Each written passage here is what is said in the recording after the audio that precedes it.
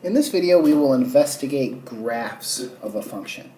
So stated as simply as possible, the graph of a function f is the graph of that related equation y equals f of x.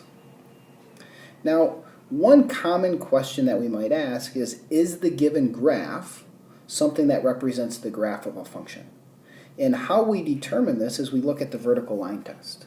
The vertical line test tells us that if we draw a vertical line and it intersects a curve more than once, then that curve will not represent a function. If all vertical lines, that means every vertical line that we can possibly draw, intersects the curve at most once, so one time or no times, then the curve represents a function. So I have four curves drawn here, and a natural question we could ask is which of these curves will represent the graph of a function? So looking at the first one, the upper left, if I draw a vertical line here, it intersects the curve in two spots. So the answer would be no. This curve does not represent the graph of a function.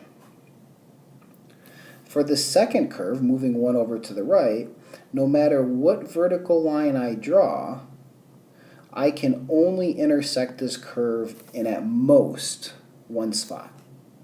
So yes, this curve represents the graph of a function. The bottom left curve fails the vertical line test, so no. This bottom left curve, no matter which vertical line I draw, from everything we can see here, it only intersects, in this case, exactly once. So yes, that would represent the graph of a function. Another very natural question to ask is, for some given function, find what we would call the natural domain. When no domain of the function is specified, what we do is we assume that the domain is the largest set of real numbers for which the function makes sense. And we call this a natural domain. Now the typical things that we are going to have to worry about, for the more basic functions, dividing by zero, square roots of negative numbers. Those are things that we are not allowed to do. Later on in the course, as we start working with more trig functions, you have to think about the domains of some of these other trig functions like tangent, secant, cosecant, etc. So let's look at a few simple functions. F of x equals x over x squared minus 1. So when I think about finding that natural domain, I want to know what values of x will not make sense to plug in. And in this case, the one thing I can't do is have that denominator equal to 0.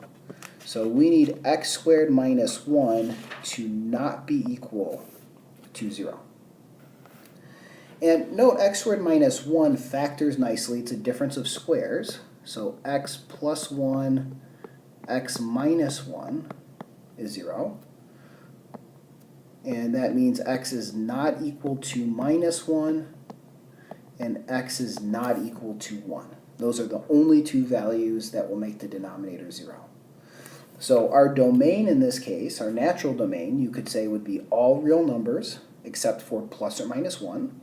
Or you could write it out in interval notation.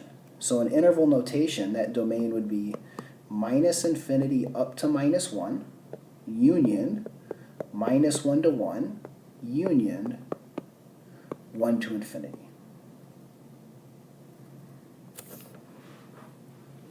For this second example, the square root of x plus 7, well, with the square root, what we really have to be careful of is that what we plug inside of it needs to be a non-negative quantity. That is to say that x plus 7 needs to be bigger than, or it could be equal to 0, which requires that x is bigger than or equal to minus 7, and put in interval notation. Bigger than or equal to minus 7 means that we could be at minus 7, so a closed bracket, up to an open bracket at infinity, anything larger than.